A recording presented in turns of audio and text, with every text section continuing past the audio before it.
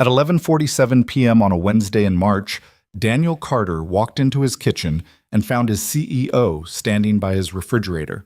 She wasn't there to congratulate him. She was there to tell him that for 8 months, he'd been doing the work of 4 people who didn't exist, and that the man who created them had been collecting their salaries while Daniel's daughter ate cereal for dinner 3 nights a week. What Sophia Bennett said next would either destroy what was left of his life or give him a reason to fight for the first time in years. If you want to see how a man with nothing left to lose takes on a system designed to break him, stay until the end.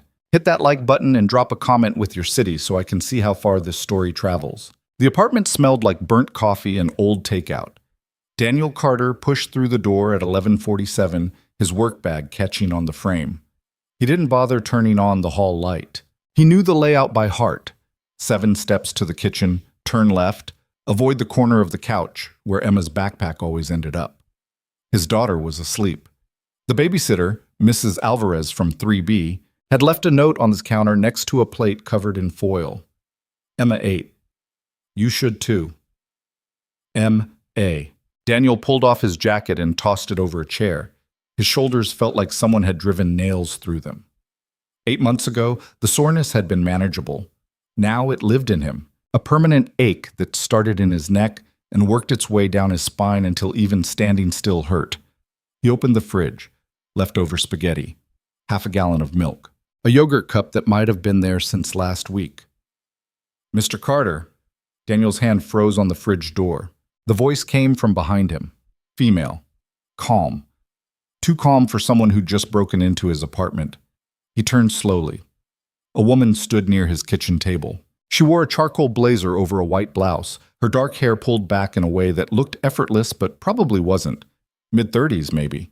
Polished in a way that didn't belong in his neighborhood, let alone his kitchen. Daniel's first thought was that she was a social worker. His second thought was worse. If you're here about Emma, I'm not, the woman said. I'm here about you. Daniel's pulse kicked up. He glanced toward the hallway. Emma's door was still closed. No sound from her room. Who the hell are you? Sophia Bennett. The name didn't register for a second. Then it did. His CEO. Daniel stared.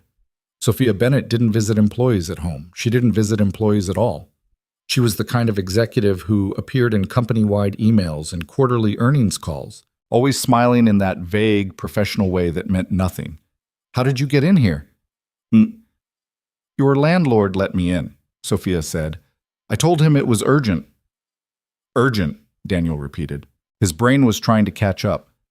You broke into my apartment because something's urgent. I didn't break in. I knocked. You weren't home. So you waited in my kitchen. Yes. Daniel rubbed his face. He was too tired for this. Look, if this is about my performance reviews, it is. I know I've been behind, but I'm working on it. I'm handling the accounts. I just need a little more time to... You've been handling the workload of 4 people, Sophia said. Daniel stopped. Sophia stepped closer. Her expression wasn't cold, but it wasn't warm either. It was something in between. Focused, deliberate.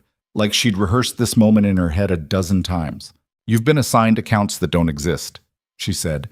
Employees that don't exist. For the last 8 months, you've been doing their work while someone else collected their paychecks. Daniel felt the air leave the room. That's not possible. It is. And it happened. No, Daniel said. No, I would have noticed. You wouldn't have, Sophia said, because your manager made sure you didn't. The name hit him before she said it. Philip Gaines has been running a payroll scheme for 2 years, Sophia continued. He created phantom employees, fake names, fake social security numbers, fake direct deposits. He routed their salaries into accounts he controlled. You were assigned their workload to cover the gaps. Daniel's legs felt unsteady. He reached for the counter. That's insane. It's fraud, Sophia said. And you were the perfect target. The words landed like a slap. What's that supposed to mean? Sophia's expression didn't change. You're a single parent. You work late. You don't complain. You don't push back. Gaines knew you'd take on the extra work because you needed the job. Daniel's jaw tightened. I didn't take on extra work. I just did my job. You did 4 jobs, Sophia said, and Gaines made sure you thought you were failing at one. She pulled a folder from her bag and set it on the table. Daniel didn't move. Your performance reviews, Sophia said. Gaines wrote them. Everyone for the last 8 months. He flagged you as underperforming to justify keeping you in that position. If you'd been promoted, the scheme would have collapsed. So how much in? Daniel stared at the folder. He didn't want to open it. He didn't want to see his name next to words like needs improvement and below expectations written by a man who'd been stealing from him. Why are you telling me this? Because it's going to come out, Sophia said. And when it does, I need you to know that none of this was your fault. Then whose fault was it? Sophia met his eyes. Mine. The silence stretched. I hired Gaines, she said. I trusted him. I didn't catch this until 3 days ago when our auditor flagged irregularities in payroll. By then, he'd stolen over $2 million. $2 million. Daniel felt sick. How many people? 12, Sophia said. You were one of 12. Daniel sat down. His hands were shaking. He pressed them flat against the table. I should have seen it, he said quietly. I should have known something was wrong. You couldn't have, Sophia, Sophia said. Gaines isolated you. He kept you working late, buried in accounts, too exhausted to ask questions. That was deliberate. Daniel looked up. Why are you really here? Sophia hesitated. For the first time since she'd started talking, she looked uncertain. Because I don't want you to hear this from a lawyer, she said, or a news report, or someone in HR reading from a script. So you broke into my apartment. I needed you to hear it from me. Daniel laughed. It came out harsh, bitter. You needed me to hear it. That's great. That's really great. I know this doesn't fix anything. You're damn right it doesn't. Daniel stood. His exhaustion had burned off, replaced by something sharper. I've been killing myself for 8 months. I've been working 60-hour weeks, missing my daughter's bedtime, eating ramen because I couldn't afford groceries. And you're telling me it was all for nothing? It wasn't for nothing. Then what was it for? Daniel's voice cracked. Tell me what it was for. Sophia didn't answer right away. When she did, her voice was steady. It was for Gaines, and I'm going to make sure he pays for it. Daniel turned away. He couldn't look at her. I didn't come here to apologize, Sophia said. I came here to tell you the truth and to ask you something. What? Help me take him down. Daniel turned back. Sophia was watching him with that same focused intensity. You want me to help you? Yes. Why? Because you know his operation better than anyone, Sophia said. You were inside it. You saw how he worked, how he covered his tracks. If we're going to build a case that sticks, I need people who can testify to what he did. Testify, Daniel said. You mean go on record? Yes. In court? Possibly. But Daniel shook his head. No. Daniel, no, he said again. I'm not doing this. I'm not dragging my name through the mud because your company screwed up. This wasn't the company, Sophia said. This was Gaines. Gaines worked for you. And I'm taking responsibility for that. By asking me to fix it? Sophia's expression hardened. I'm asking you to fight back. I don't want to fight, Daniel said. I want to take care of my daughter. That's it. Then think about her, so, Sophia said. Because if Gaines gets away with this, he'll do it again. Maybe not here, maybe not to you, but to someone else. Someone who can't afford to lose 8 months of their life. Daniel looked at her. She wasn't pleading. She wasn't manipulating. She was just stating a fact. I can't promise this will be easy, Sophia said, but I can promise you won't be alone. I've been alone for 8 months. I know, Sophia said quietly. And that's on me. Daniel exhaled.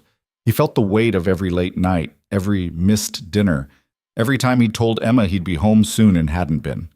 He felt the weight of believing he wasn't good enough, that he was failing, that he deserved to be stuck. And then he felt something else. Anger. What do you need? He said. Sophia's expression shifted. Relief, maybe, or something close to it. Documentation, she said. Emails, assignments, anything that shows what Gaines had you working on. If you have records of the accounts he assigned you, that's a start. I have emails, Daniel said, hundreds of them. Good, I'll need those. When? As soon as possible. We're moving fast on this. If Gaines realizes we're onto him, he'll destroy evidence. Daniel nodded. His mind was already running through the last 8 months, pulling up names and dates and projects that had never made sense. There's something else, Sophia said. Daniel looked at her. There are others, she said. People like you. I'm meeting with them over the next few days.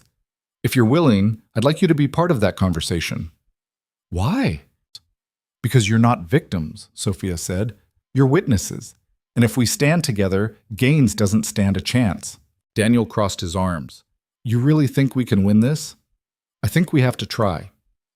He studied her. She didn't look like a CEO in that moment. She looked like someone who'd made a mistake and was trying to fix it, even if it cost her. Okay, Mata, Daniel said. Sophia nodded. She picked up her bag and pulled out a business card. She set it on the table. My direct line, she said. Call me if you need anything, or if you change your mind. I won't. Good. She walked toward the door, then paused. For what it's worth, she said, you didn't fail. You were set up to fail. There's a difference. Daniel didn't respond. Sophia left. The apartment felt quieter after she was gone. Daniel stood in the kitchen for a long time, staring at the business card on the table. Then he opened his laptop. The next morning, Daniel called in sick. He didn't feel sick. He felt wired, like he'd drunk 6 cups of coffee and couldn't sit still. He made Emma breakfast, walked her to the bus stop, and came back to the apartment with a plan. He was going to find every email Gaines had ever sent him. It took 3 hours to pull the records. Daniel started with his work inbox, searching for Gaines's name, then branching out to keywords: assignment, urgent, priority, deadline. The emails piled up, hundreds of them. Thousands, maybe. Most of them were short. Daniel, need you to handle the Whitman account. Client's nervous. Get it done by Friday. Daniel, Carla's out. Take her portfolio until she's back. Daniel, adding you to the Hendricks project. Should be straightforward. Carla Mendez. Aaron Briggs, Jason Kwan, Nadia Patel. Daniel pulled up the company directory. None of them existed. He sat back, staring at the screen. Gaines had been so careful. The emails were vague enough that they didn't raise red flags, specific enough that Daniel never questioned them. And every time Daniel finished one project, another appeared. He printed the emails. All of them. The stack filled half his kitchen table. Then he found something else. Buried in his sent folder from 6 months ago was an email Daniel didn't remember writing. Subject: Request for review. Hi, Philip. I've been handling a pretty heavy workload lately, and I'm not sure I'm keeping up. Is there a chance we could sit down and go over my assignments? I want to make sure I'm meeting expectations. Thanks. Daniel Gaines's response was immediate. Daniel, appreciate you reaching out. Let's talk next week. In the meantime, keep doing what you're doing. You're handling it better than you think. Daniel read it again.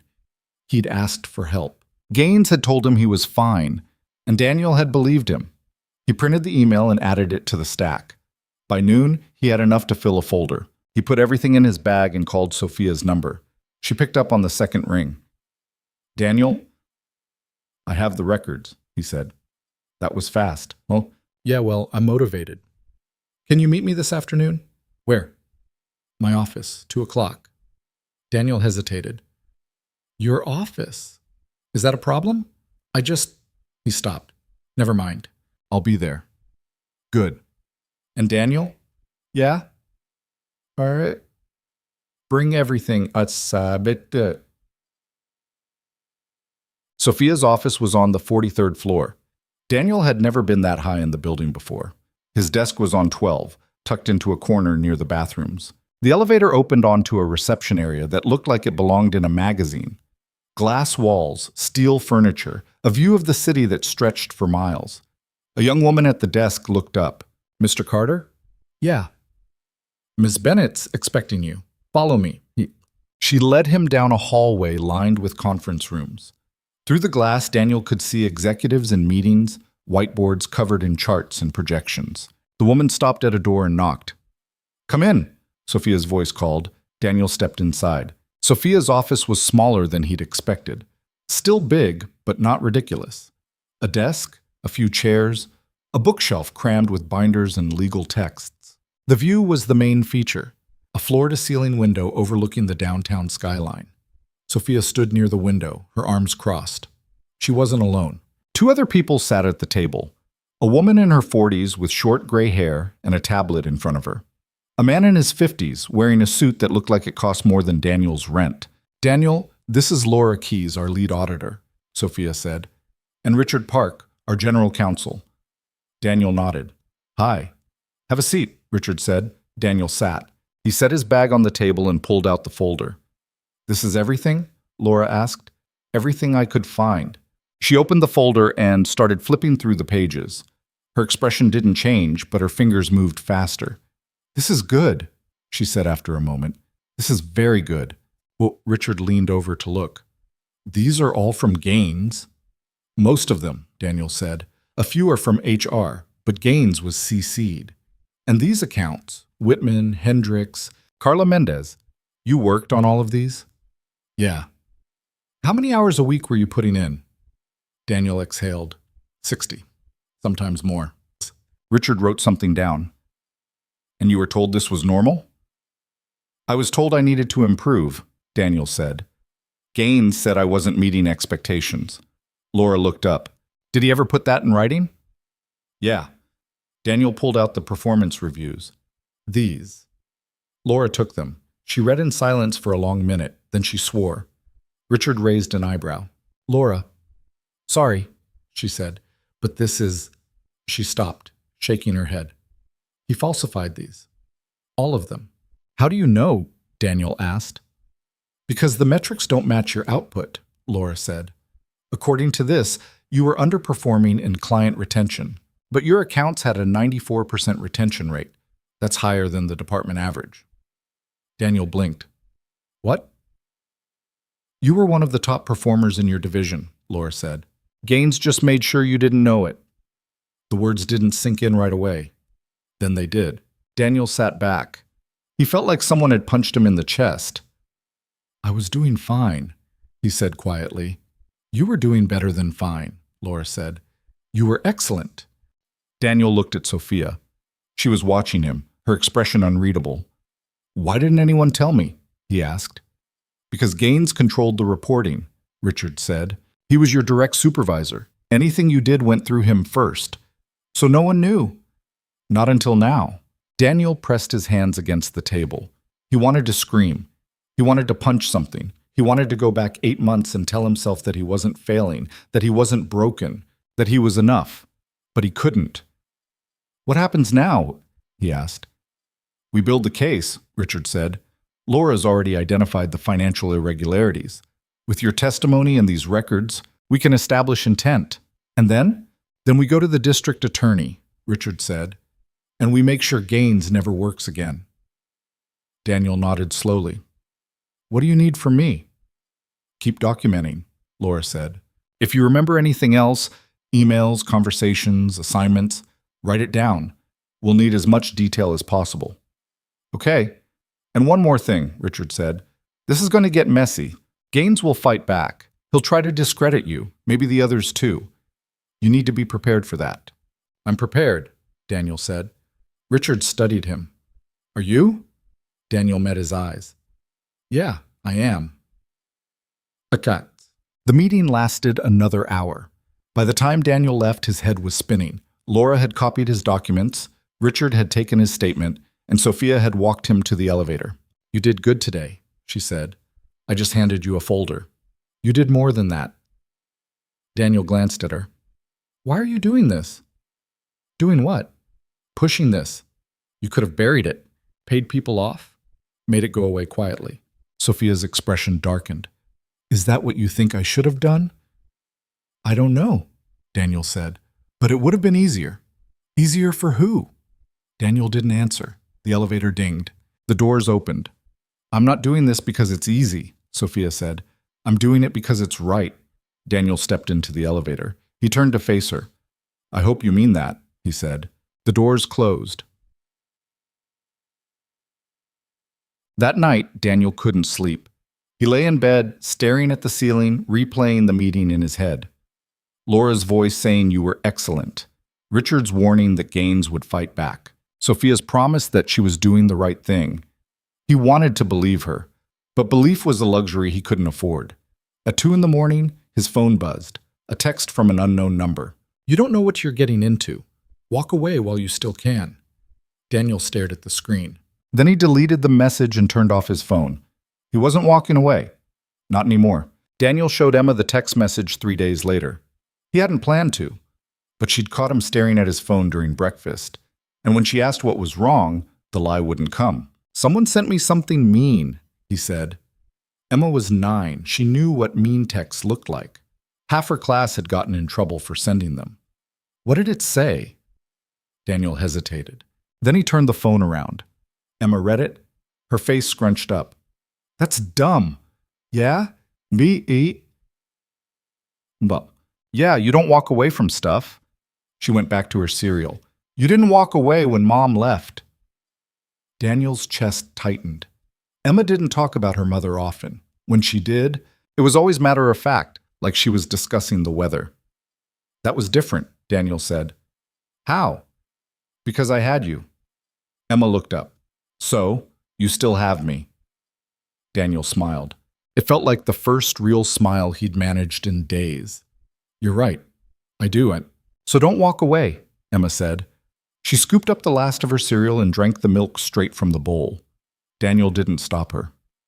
I won't, he said. And he meant it. Eek. The first group meeting happened on a Thursday. Sophia had rented a conference room in a building 2 blocks from the office. Neutral ground, she'd said. Somewhere people could talk without feeling like the company was watching. Daniel arrived 10 minutes early. The room was empty except for Sophia and a woman he didn't recognize. The woman was younger than him, maybe late 20s, with dark skin and braids pulled back in a tight bun. She looked exhausted. Daniel, this is Maya Torres, Sophia said. She worked in accounts receivable. Maya stood and shook his hand. Her grip was firm, but her palm was sweaty. Nice to meet you, Daniel said. You too. They sat. The silence stretched. Daniel could hear the hum of the air conditioning, the faint buzz of fluorescent lights. How long were you? Daniel started. 10 months, Maya said. You? 8. Maya nodded. She didn't look surprised. Did he tell you it was temporary? Oh. Yeah, he said I was covering for someone on leave. Same, Maya said, except the person I was covering for didn't exist. The door opened. 2 more people walked in. A man in his 50s with a gray beard and a younger guy, maybe mid-30s, wearing a faded hoodie. This everyone? The older man asked. Not yet, Sophia said. We're expecting 3 more. The older man grunted and sat down.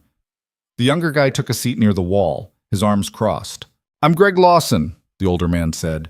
Operations. 15 years with the company. 15 years, Maya repeated. And Gaines still got you. Gaines got everyone, Greg said. That's what he does. The younger guy didn't introduce himself. Daniel glanced at him. He was staring at the table, his jaw tight. The door opened again. A woman in her 40s walked in, followed by 2 men. One was short and stocky, the other tall and thin. All 3 looked like they hadn't slept in days. Sorry we're late, the woman said. Traffic. No problem, Sophia said. Have a seat. They sat. The woman introduced herself as Rachel Kim, HR Compliance. The stocky man was Brian Foster, IT. The tall one was Jordan Hayes, Client Services. Okay, Sophia said once everyone was settled. Thank you all for coming. I know this isn't easy. Easy, the younger guy muttered. Right. Sophia looked at him. I'm sorry, I didn't catch your name. Marcus. Marcus what? Does it matter? Yes, Sophia said. It does. Marcus's expression didn't change. Marcus Webb, customer support. 11 months. 11 months, Sophia repeated. That's longer than most. Yeah, well, I'm a slow learner. A few people laughed. It wasn't a happy sound. Sophia opened her folder. I'm not going to waste your time with apologies. You've all been through hell, and I'm not going to pretend a few words will fix that. What I can tell you is this. We have enough evidence to bring charges against Philip Gaines, but we need your help to make sure those charges stick. What kind of help? Rachel asked. Testimony, Sophia said. We need you to go on record about what happened. The workload, the assignments, the falsified reviews, everything. My all to ishatishkies. On record, Greg said. You mean in court? Possibly. It depends on whether Gaines takes a plea deal. And if he doesn't, then yes, in court. The room went quiet. What if we don't want to testify? Brian asked. Then you don't have to, Sophia said. This is voluntary. No one's forcing you to do anything. But you need us to, Maya said. Sophia didn't deny it. Yes, I do. Marcus leaned back in his chair. So basically, you screwed up and now you need us to clean up the mess. Marcus? Rachel started. No, he's right, Sophia said. She looked at Marcus. I screwed up. I hired Gaines. I didn't catch what he was doing, and now I'm asking you to help me fix it. That's not fair, but it's the truth. Marcus stared at her. For a long moment, no one spoke. Then Greg cleared his throat. What happens if we do this? If we testify? Gaines goes to prison, Sophia said, and you get justice. Justice, Greg repeated. He didn't sound convinced. What about money, Chuaris? Jordan asked. Are we getting compensated for this? Yes, Sophia said. The company is offering restitution to everyone affected. Back pay for the hours you worked, plus damages. How much? Brian asked. That depends on your individual case. Laura Keyes, our auditor, is calculating the amounts now. You'll each receive a breakdown within the next 2 weeks. And what if we don't think it's enough? Marcus asked. Sophia met his eyes. Then you sue us. The bluntness caught everyone off guard. You're serious, Maya said. Completely. If you don't think the restitution is fair, take us to court. I'm not going to fight you on it. Daniel watched Sophia. She wasn't bluffing. He could see it in the way she held herself, the way she didn't flinch when Marcus glared at her. Why are you doing this? Daniel asked. Sophia looked at him. Because it's the right thing to do. That's not an answer, Marcus said. It's the only answer I have. Marcus shook his head. Unbelievable. Look, Rachel said, I appreciate the honesty. I do. But this is a lot to process. Can we have some time to think about it? Of course, Sophia said. Take as much time as you need. What's the deadline, Otix? Greg asked. There isn't one. But the longer we wait, the more time Gaines has to cover his tracks. He's already covering his tracks, Jordan said. I got a call from his lawyer yesterday. Told me not to talk to anyone from the company. Sophia's expression darkened. He contacted you directly? Yeah, left a voicemail. Did you save it? Yeah. Good. Send it to me. Jordan nodded. Anyone else get a call? Sophia asked. Maya raised her hand. So did Brian. Same message? Sophia asked. Pretty much, Maya said.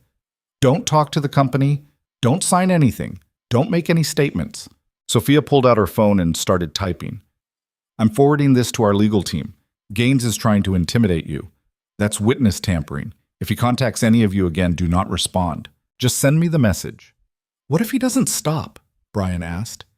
Then we add it to the charges, Sophia said. Marcus laughed. It was a harsh, bitter sound. This just keeps getting better, I know this is overwhelming, Sophia said. But you're not alone in this. We're going to fight back. Together. Together, Marcus repeated. He stood up. Yeah, okay. I've heard enough. Marcus, I'm not doing this, he said. I'm not testifying. I'm not going to court. I'm not dragging myself through this so you can feel better about your screw-up. Sophia didn't argue. She just watched as Marcus walked to the door. He stopped before leaving. For what it's worth, he said, I hope you nail him. I really do. But I'm out. The door closed behind him. No one spoke. Then Rachel sighed. I can't say I blame him. Neither can I, Sophia said quietly. The meeting broke up 20 minutes later. Most people left without committing. Greg said he needed to talk to his wife. Rachel said she needed to review the restitution offer. Jordan said he'd think about it. Only Maya stayed behind. "I'll do it," she said. Sophia looked up. "You're sure?" "No, he ain't," Maya said. "But I'm doing it anyway." Daniel was still sitting at the table. He'd been quiet for most of the meeting, just listening. "What about you?" Sophia asked. "I'm in," Daniel said. Maya looked at him. "You don't sound sure either." "I'm not," Daniel admitted. "But I'm tired of being scared." Maya nodded. "Yeah, me too." Sophia closed her folder. "Thank you, both of you." "Don't thank us yet," Maya said. "We haven't done anything." "You showed up," Sophia said. "That's more than most people would do." Maya stood. "I should get going. My shift starts in an hour." "You're still working?" Daniel asked. "Yeah, can't afford not to." "Same," Daniel said. Maya gave him a tired smile. "Good luck." "You too." She left. Daniel and Sophia sat in silence for a moment. "That went well," Daniel said. Sophia didn't smile. "It went exactly how I expected." "You expected Marcus to walk out." "I expected half the room to walk out," Sophia said. "The fact that only one person did is a win." Daniel leaned back in his chair. "You really think we can win this?" "I think we have a chance." "That's not the same thing." "No," Sophia admitted. It's not." Daniel studied her.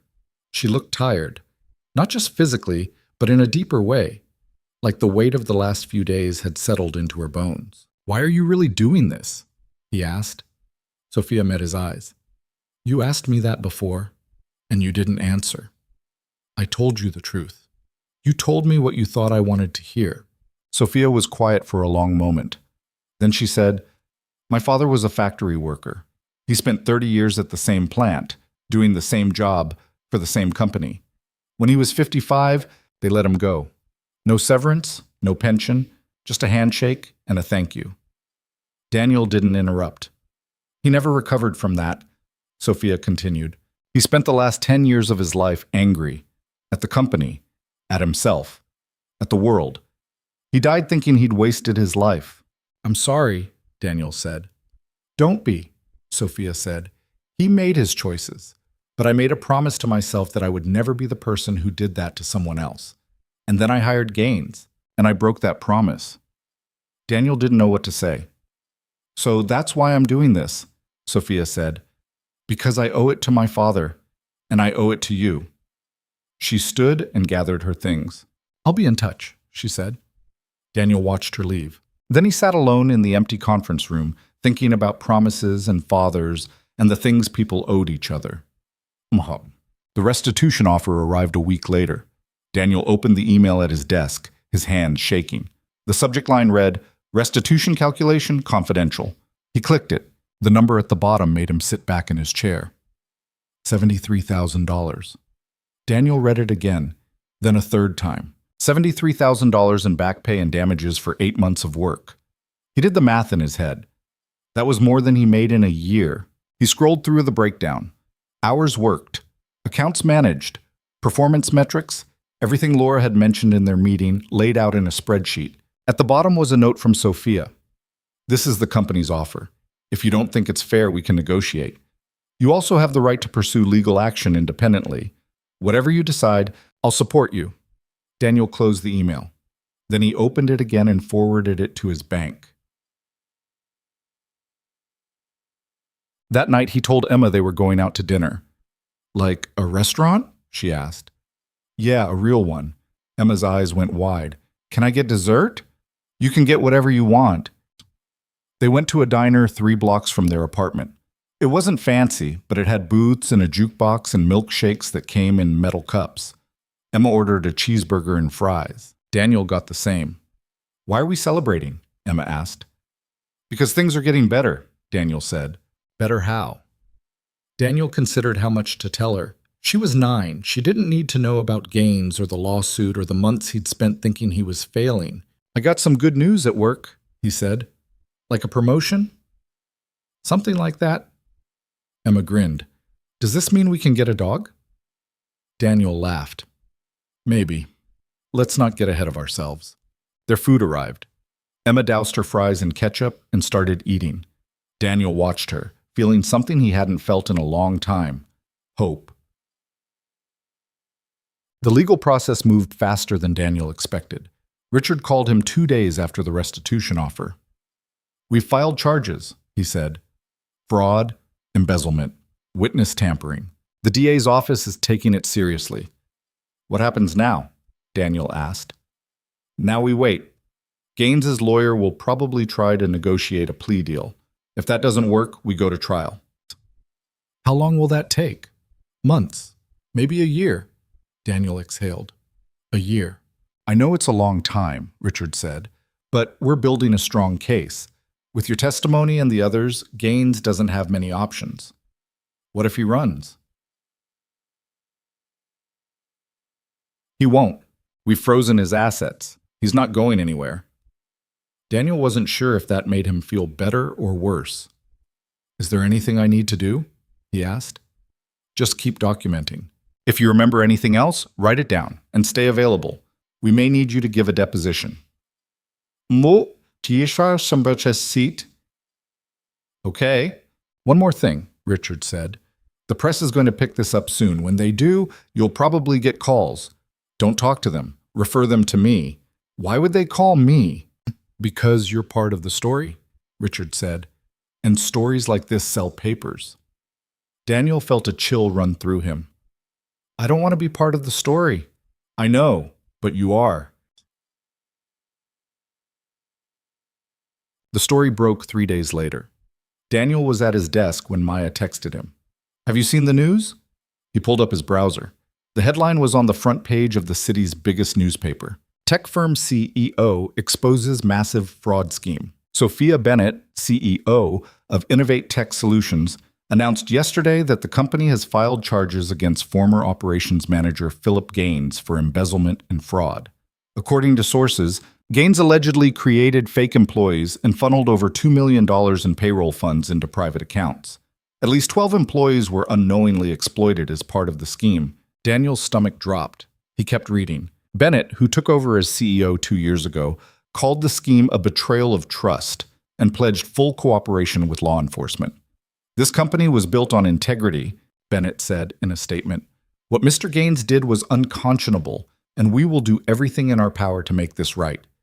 The company is offering restitution to affected employees and has implemented new oversight measures to prevent future fraud. The article went on. There were quotes from Richard, from Laura, from a representative from the DA's office. But no names, no victims listed. Daniel felt a small wave of relief. Then his phone rang. Unknown number. He didn't answer. It rang again. Another unknown number. Then again. Daniel turned off his phone and went back to work. By the end of the day, the story had spread. It was on every local news site, every business blog, every tech forum. People were talking about it on social media, sharing opinions, speculating about who the victims were. Daniel avoided all of it. When he got home, Emma was already there. Mrs. Alvarez had picked her up from school. "Your phone's been ringing all day, Betit," Alvarez said. "I didn't answer." "Good," Daniel said. "Thank you." Mrs. Alvarez gave him a concerned look. "Is everything okay?" "Yeah, just work stuff." She didn't push. "Okay, well, Emma's had dinner. I should get going." "Thanks again." After she left, Daniel sat on the couch. Emma was doing homework at the kitchen table. "Dad?" she called. "Yeah?" "Some kids at school were talking about your company." Daniel's chest tightened. "What were they saying?" "Just that it was on the news. They said someone stole a lot of money." "Yeah, that happened." Emma looked up. "Are you in trouble?" "No, baby. I'm not in trouble." "Then why do you look scared?" Daniel didn't have an answer for that. The calls kept coming. Reporters, bloggers, people claiming to be from legal advocacy groups. Daniel ignored all of them. But Marcus didn't. 2 days after the story broke, Daniel saw Marcus's face on the news. He was giving an interview outside the courthouse. The camera was tight on his face, catching every word. I worked for that company for almost a year, Marcus said, and the whole time I thought I was the problem. I thought I wasn't good enough. Turns out I was being used. The reporter asked him about the restitution offer. It's not enough, Marcus said.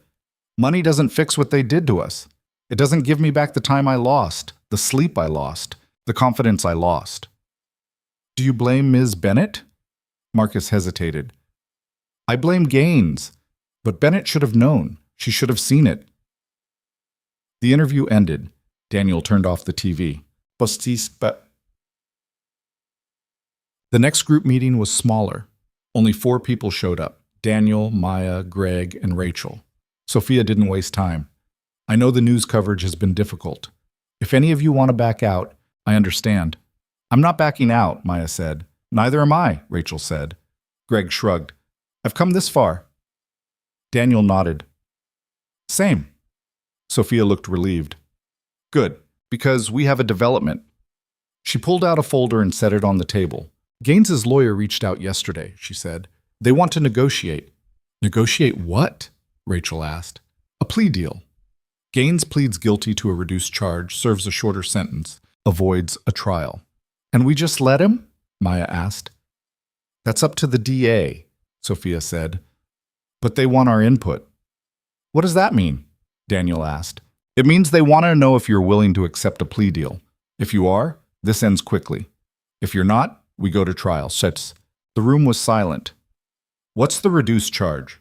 Greg asked. Fraud. 5 years. 5 years, Maya repeated. He stole $2 million and he gets 5 years? That's the offer. That's bullshit, Maya said. I agree, Sophia said, but it's also a guarantee. If we go to trial, we risk losing. And if we lose, Gaines walks. Daniel felt the weight of that settle over the room. What do you think we should do? Rachel asked. I think we should fight, Sophia said. But it's not my decision. It's yours. Maya looked at Daniel. What do you think? Daniel didn't answer right away. He thought about the last 8 months. The exhaustion, the doubt, the fear that he wasn't good enough. He thought about Emma asking if he was scared. He thought about Marcus on the news, saying money didn't fix what they'd done to him. I think we fight, Daniel said. Maya nodded. Me too. Greg? Sophia asked. Greg sighed. Yeah. All right. Let's fight. Rachel? Rachel hesitated. Then she said, Okay, I'm in. Sophia closed the folder. Then we go to trial. The trial date was set for 6 months out. 6 months of preparation. 6 months of depositions and witness prep and legal briefings. 6 months of waiting. Daniel tried to keep his life normal. He went to work. He picked Emma up from school. He made dinner, helped with homework, read bedtime stories. But at night, when Emma was asleep, he couldn't stop thinking about what was coming. The trial, the testimony, the moment when he'd have to stand in front of a courtroom and relive everything Gaines had done to him. He wasn't sure he could do it. One night, he called Sophia. She picked up on the 3rd ring. Daniel, is everything okay? I don't know if I can do this, he said. Sophia was quiet for a moment. Then she said, Do you want to back out? I don't know. That's not an answer. I know. Daniel, Sophia said, I'm not going to pressure you. If you want to walk away, walk away. No one will blame you. Marcus will. Marcus made his choice. You make yours. Daniel exhaled. What if I screw this up? What if I get on the stand and I freeze, or I say the wrong thing, Then we adjust, Sophia said. You're not doing this alone. Richard will be there. I'll be there. We'll get through it.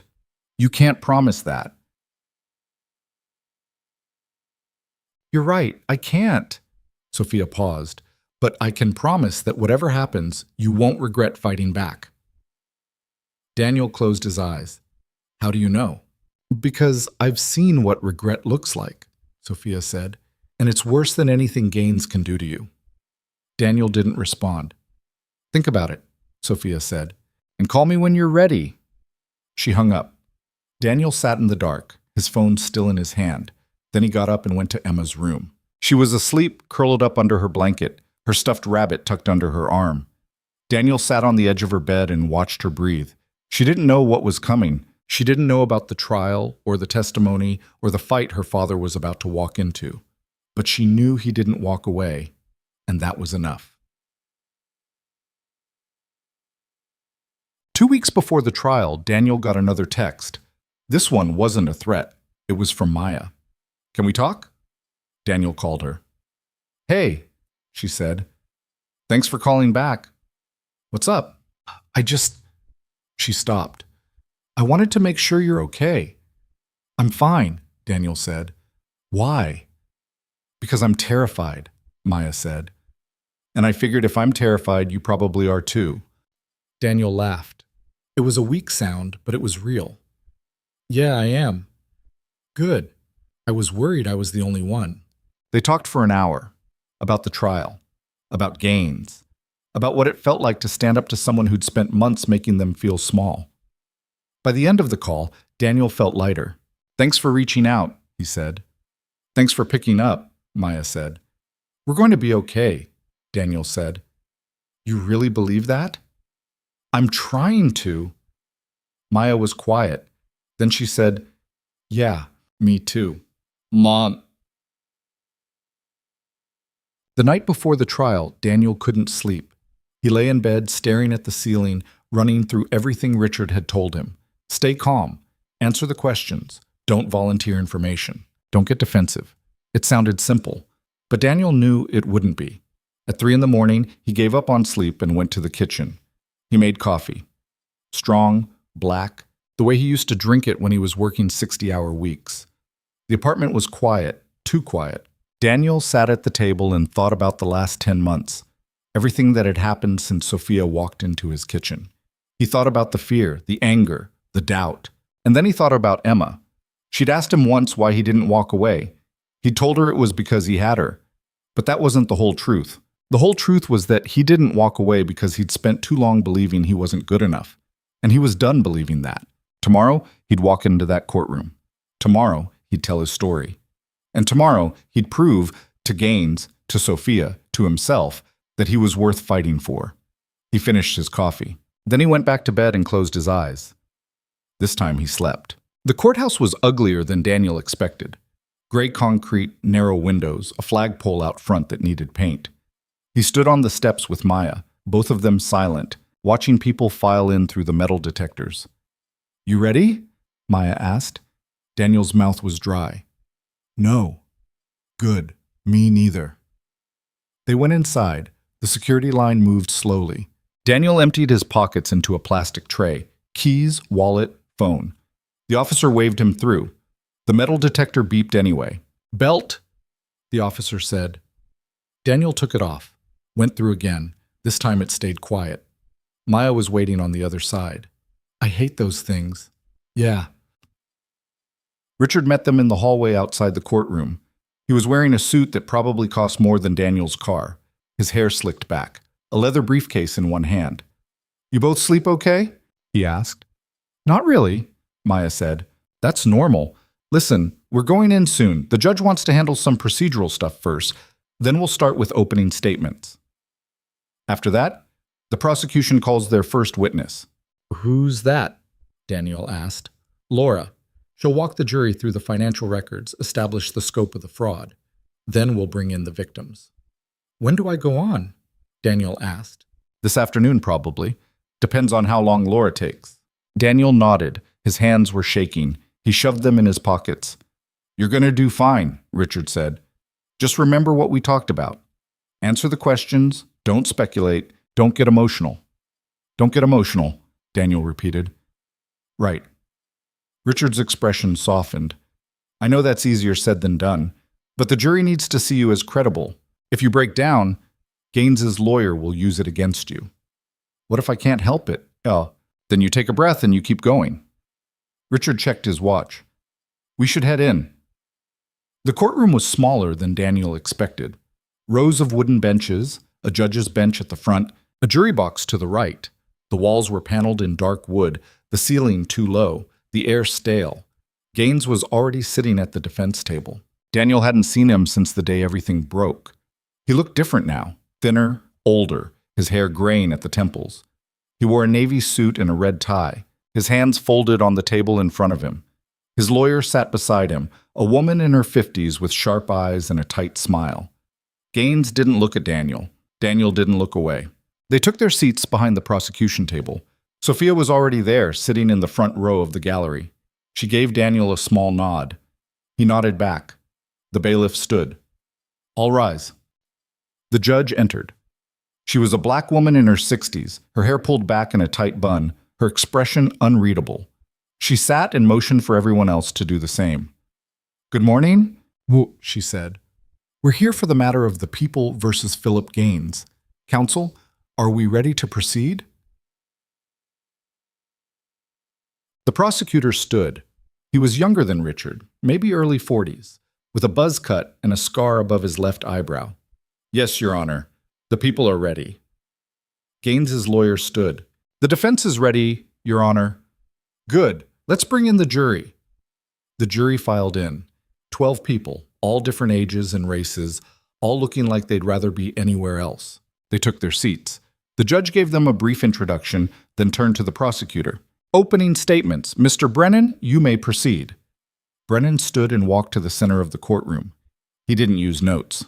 "Ladies and gentlemen of the jury," he said, "over the next few days you're going to hear a story about betrayal, about a man who was trusted with responsibility, who was given authority, and who used that authority to steal. Not just money, but time, energy, dignity. He stole from people who trusted him, who worked for him, who believed that if they just worked a little harder, they'd be enough." Brennan paused. The courtroom was silent. The defendant, Philip Gaines, created a scheme that was as simple as it was cruel. He invented employees who didn't exist. He funneled their salaries into accounts he controlled. And then he assigned their work to real employees, people like Daniel Carter, Maya Torres, and 10 others, and told them they were underperforming when they couldn't keep up. Daniel felt the eyes of the jury shift toward him. He kept his face neutral. "This wasn't a mistake," Brennan continued. "This wasn't an oversight. This was deliberate, calculated, and it went on for 2 years before anyone caught it. By the time it was discovered, Mr. Gaines had stolen over $2 million. But the real cost wasn't measured in money. It was measured in the lives he damaged, the families he hurt, the trust he destroyed." Brennan turned to face Gaines. "The evidence will show that Philip Gaines is guilty of fraud, embezzlement, and witness tampering. And at the end of this trial, we will ask you to hold him accountable." He sat down. Gaines's lawyer stood. Her name was Catherine Lowe, and she moved like someone who'd done this 1,000 times. "Ladies and gentlemen," she said, "my client made mistakes. I'm not going to stand here and tell you he didn't. But what the prosecution is describing isn't what happened. What happened was a series of poor decisions born out of desperation, made by a man who was trying to keep a struggling company afloat." Daniel's jaw tightened. "Daniel's case. Innovate Tech was bleeding money," Lowe continued. "Contracts were falling through. Clients were leaving. The CEO, Ms. Bennett, was pushing for aggressive growth targets that the company couldn't sustain. My client, as operations manager, was caught in the middle. He was told to cut costs, but he was also told to maintain output. So he did what he thought he had to do. He created efficiencies. He streamlined workflows. And yes, he made some accounting errors, but he didn't steal. He didn't embezzle, and he certainly didn't set out to hurt anyone." Maya leaned over to Daniel. "Is she serious?" she whispered. Daniel didn't answer. "The prosecution wants you to believe that my client is a monster," Lowe said. "But the evidence will show that he's a man who made bad choices under impossible circumstances. And while those choices had consequences, they don't make him a criminal." She sat down. The judge looked at Brennan. "Call your first witness." "The people call Laura Keyes." "But, Laura took the stand. She was sworn in, stated her name and title, and settled into her seat. She looked calm, professional, completely in control. Brennan walked her through the basics: how long she'd worked for the company, what her role was, how she'd discovered the fraud. "Can you explain to the jury what you found?" Brennan asked. Brennan: "Yes. During a routine payroll audit, I noticed discrepancies in the employee roster. There were names on the payroll that didn't match our HR records. When I cross-referenced them with Social Security numbers, I found that several of them were fake. How many? 14. And how much money was paid to these fake employees? Over a 2-year period, approximately $2.1 million. A murmur ran through the courtroom. Where did that money go? Brennan asked. Into accounts controlled by the defendant. How do you know that? Because the direct deposit information listed accounts that were traced back to Mr. Gaines. We subpoenaed the bank records. The deposits matched. Brennan nodded. And what about the work these fake employees were supposed to be doing? It was assigned to real employees, specifically 12 individuals who were told they were covering for colleagues on leave or handling overflow work. Were these employees compensated for the extra work? No, they were salaried employees. Their pay didn't change. So they were doing the work of multiple people for the same salary. Correct. Brennan let that sit for a moment. Then he said, "Thank you, Ms. Keyes. No further questions." Lowe stood for cross-examination. Ms. Keyes, you mentioned that Mr. Gaines controlled the accounts where the money was deposited. Did anyone else have access to those accounts? Laura hesitated. Not that we found, but it's possible? Anything's possible. So you can't say with absolute certainty that Mr. Gaines was the only person who could have set up those accounts? No, but the evidence strongly suggests. I'm asking about certainty, Ms. Keyes. Can you be certain? No. Lowe nodded. And these employees who were assigned extra work, did any of them complain? Not formally. Not formally, Lowe repeated.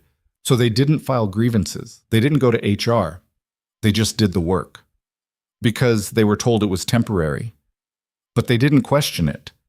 No. So it's possible they didn't see it as a problem. Brennan stood. Objection. Speculation. Sustain, the judge said. Lowe smiled. No further questions. Laura stepped down. Daniel watched her go, feeling a knot tighten in his stomach. The morning dragged on. Brennan called 2 more witnesses, an HR manager who testified about the fake employee records, and a forensic accountant who walked through the money trail. Both were solid. Both were calm. But Daniel could see the jury starting to glaze over. Numbers and spreadsheets weren't compelling. They needed something human. They needed him. The judge called for a lunch recess. Daniel, Maya, and Richard went to a diner across the street. None of them ate much.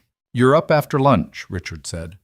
Brennan will start with background, your job, your responsibilities, how long you worked there. Then he'll ask about the assignments Gaines gave you. What if Lowe asks something I don't know how to answer? Daniel asked. Then you say you don't know. Don't guess, don't speculate. If you're not sure, you say so. What if she tries to make me look stupid? She will, Richard said. That's her job. But you're not stupid, Daniel. You're a victim. The jury will see that if you stay honest. Daniel pushed his food around his plate. What if they don't? Then we move to the next witness and keep building the case. But I don't think that's going to happen. Maya was quiet through most of lunch. When they got up to leave, she pulled Daniel aside. You got this, she said. I don't feel like I do. Doesn't matter. You're going to walk in there and tell the truth. That's all you have to do. Daniel wanted to believe her. They went back to the courthouse. The afternoon session started at 1:30. The courtroom was fuller now, more reporters, more spectators. Daniel saw Sophia sitting in the same spot, her expression unreadable. Brennan stood. The people called Daniel Carter. Daniel's legs felt like concrete. He stood and walked to the witness stand. The bailiff held out a Bible. Raise your right hand. Do you swear to tell the truth? The whole truth? And nothing but the truth? I do.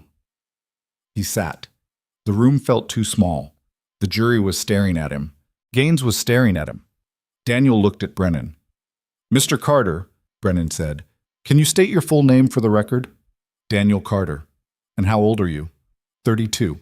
Are you employed? Yes. I work for Innovate Tech Solutions. What's your position? Account manager. How long have you worked there? 4 years. Brennan nodded. And during that time, did you ever work directly with the defendant, Philip Gaines? Daniel glanced at Gaines. He was still staring. Yes, Daniel said. In what capacity? He was my manager. He assigned my accounts, reviewed my performance, handled my workload. So he had direct authority over you? Yes. Mr. Carter, can you describe your typical workload before Mr. Gaines became your manager? Daniel took a breath. I handled maybe 15 to 20 client accounts at a time. It was manageable. I worked normal hours, got my assignments done, met my targets. And after Mr. Gaines became your manager? It changed. The workload got heavier. I started getting assigned more accounts, more projects. At first, I thought it was just temporary. Gaines told me I was covering for people who were out on leave. Did he tell you who those people were? Yeah, Carla Mendez, Aaron Briggs, Jason Kwan, a few others. And did you ever meet any of these people? No. Did you ever see them in the office? No. Did you ever receive an email from them, or a phone call, or any communication at all? No. Brennan paused. So you were told you were covering for colleagues you'd never met? Yes. And you didn't question that? Daniel's jaw tightened. I should have, but I didn't. I just did the work. Why? Because I needed the job. I'm a single parent. I couldn't afford to push back. Brennan nodded slowly. How many hours a week were you working? 60, sometimes more. And were you compensated for those extra hours? No, I was salaried. So you were working 60 plus hours a week for the same pay? Yes. How long did this go on? 8 months. And during that time, did you ever complain to anyone? Whoa, I talk. Daniel hesitated. I asked Gaines if we could review my workload. He told me I was doing fine. Do you have a record of that conversation? Yeah, I sent him an email. Brennan walked back to the prosecution table and picked up a document. He handed it to Daniel. Is this the email? Daniel looked at it. He recognized the words, the date, the sick feeling in his stomach when he'd hit send. Yeah, that's it. Can you read it for the jury? Daniel cleared his throat. Hi, Philip. I've been handling a pretty heavy workload lately, and I'm not sure I'm keeping up. Is there a chance we could sit down and go over my assignments? I want to make sure I'm meeting expectations. And what was Mr. Gaines's response? Daniel flipped to the next page. He said, Appreciate you reaching out. Let's talk next week. In the meantime, keep doing what you're doing. You're handling it better than you think. Did you ever have that conversation? No. Why not? Because he never scheduled it. Every time I asked, he said he was too busy. Brennan took the document back. Mr. Carter, during those 8 months, how did you feel about your performance? Daniel looked down. I thought I was failing. Why? Because Gaines told me I was. He gave me performance reviews that said I was underperforming, that I needed to improve. And did you believe him? Yeah, I did. Why? Because he was my boss, because I trusted him. Brennan let the silence stretch. Then he said, Mr. Carter, when did you find out that the people you were covering for didn't exist? About 10 months ago. Sophia Bennett came to my apartment and told me. How did you react? Daniel exhaled. I didn't believe her at first. Then I looked at the records and I realized it was true. And how did that make you feel? Lowe stood. Objection. Relevance. Your Honor, the emotional impact is relevant to establishing harm, Brennan said. I'll allow it. Answer the question, Mr. Carter. Daniel looked at the jury. I felt like an idiot. Like I'd wasted 8 months of my life believing I wasn't good enough when the whole time I was being used. One of the jurors, a woman in her 50s, looked like she might cry. No further questions, Brennan said. Lowe stood. Daniel's stomach dropped. Mr. Carter, she said, her voice smooth and calm, you said you worked 60 hours a week for 8 months. That's a lot of work. Yes. And you did it all without complaining. I complained to Gaines. Once, in an email, and then you kept working, because he told me I was doing fine. Right. He told you that you were handling it, so you believed him. Yes. But you also said you thought you were failing. So which is it? Did you believe him when he said you were doing fine? Or did you believe him when he said you were underperforming? Daniel's mind went blank. Both, I guess. Both, Lowe repeated.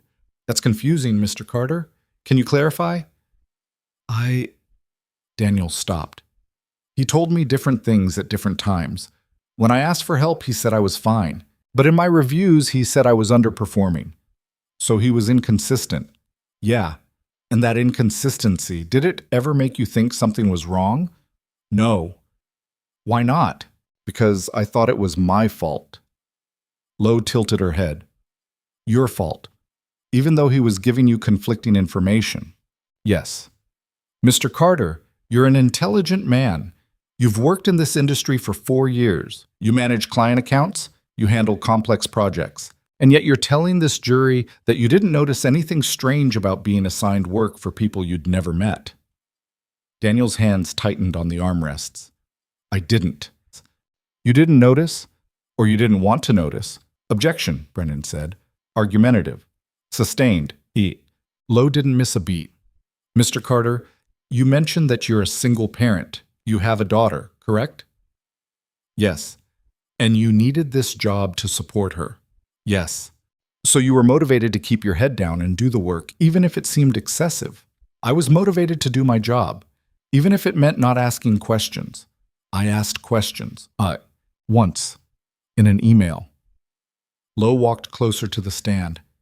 Mr. Carter, isn't it true that you were so focused on keeping your job that you ignored red flags that would have been obvious to anyone else? No. You never wondered why these colleagues never came back from leave? Gaines said they quit. And you believed him. Yes. Even though you'd never met them. Yes. But even though you'd never seen them in the office. I didn't see everyone in the office. It's a big company. But you saw your department. You saw the people you worked with. And none of them were Carla Mendez or Aaron Briggs or Jason Kwan. Daniel didn't answer. Mr. Carter, I'm not trying to attack you, Lowe said, her voice softening. I'm trying to understand how this went on for 8 months without you realizing something was wrong. Because I trusted him, Daniel said. His voice cracked. I trusted my boss. I thought if I just worked harder, I'd be good enough. That's what I thought. Lowe paused. For a second, Daniel thought he saw something like sympathy in her eyes. Then it was gone. No further questions, she said. Daniel stepped down. His legs were shaking. He didn't look at Gaines as he walked back to his seat. Maya was next. She took the stand and told her story. 10 months of work. Accounts she'd been assigned. People she'd been told she was covering for. Her testimony was shorter than Daniel's, but just as raw. When Lowe cross-examined her, she didn't crack. She answered every question with the same steady calm, never giving an inch. By the time she stepped down, the jury looked exhausted. The judge called for a recess. Daniel went outside and sat on the courthouse steps. The air was cold, but he didn't care. Sophia found him there. You did well, she said. I froze. You answered the questions. That's what matters. Daniel looked at her. Do you think we're going to win? Yes. Sophia sat down beside him. I don't know. That's not reassuring.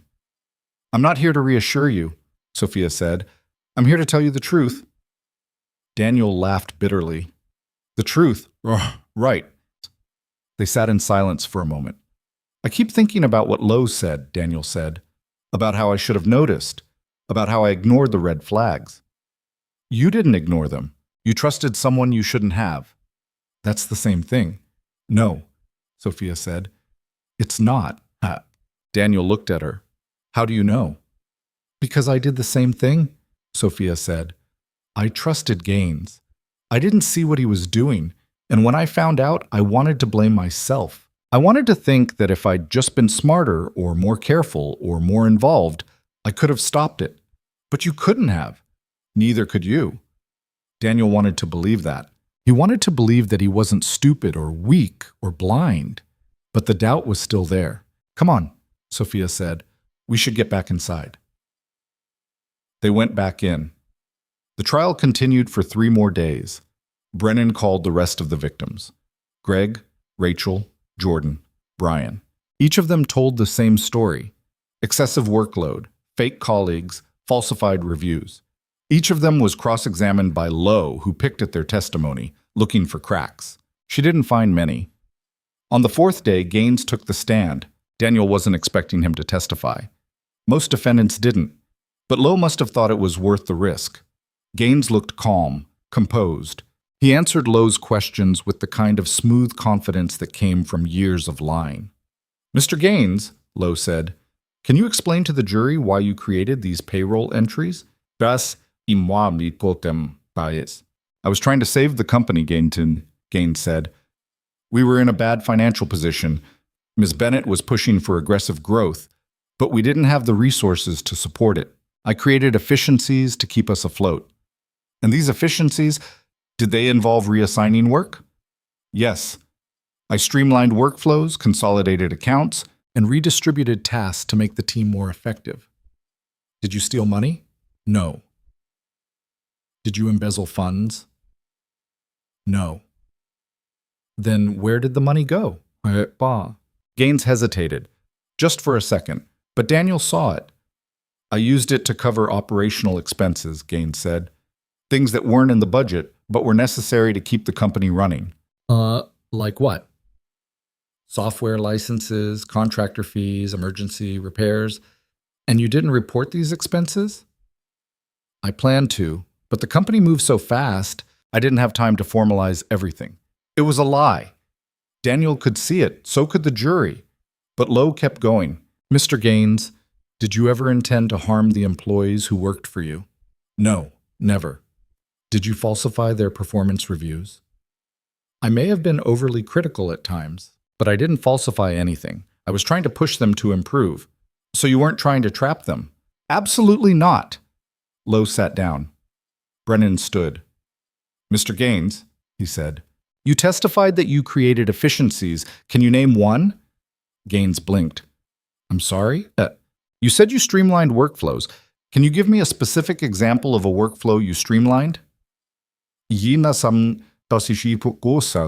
Gaines hesitated. "I consolidated the account management process." "How?" "By redistributing accounts to employees who had capacity." "But those employees didn't have capacity, did they? They were already working full-time. They had more capacity than I realized.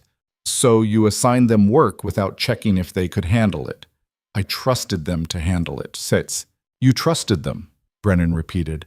"Is that why you told Daniel Carter he was underperforming when he was actually one of your top performers?" "I didn't tell him that." Brennan held up a document.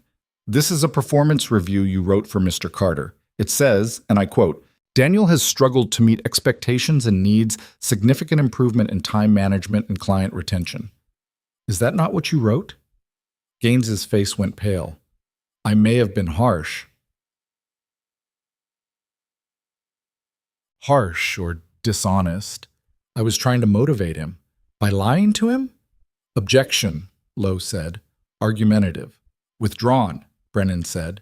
He walked closer to the stand. "Mr. Gaines, you testified that you used the money for operational expenses. Do you have receipts for those expenses?" Gaines didn't answer. "Do you have invoices, bank statements? Anything that shows where the $2 million went?" "Some of it was cash." "Cash," Brennan said. $2 million in cash, and you don't have any records. I didn't think I'd need them. Or you destroyed them." "Objection. Sustained, Mr. Brennan. Move on." Brennan stepped back. "No further questions." Gaines stepped down. He looked smaller than he had when he started. Closing arguments happened the next day. Brennan went first. He laid out the evidence piece by piece. The fake employees, the money trail, the falsified reviews, the testimony of 12 people whose lives had been upended. "This wasn't a mistake, Tracy," Brennan said. "This was a crime, and the defendant needs to be held accountable." Lowe's closing was quieter. She focused on reasonable doubt, on the lack of direct evidence, on the possibility that Gaines had been trying to save the company. "My client made mistakes," she said, "but mistakes aren't crimes.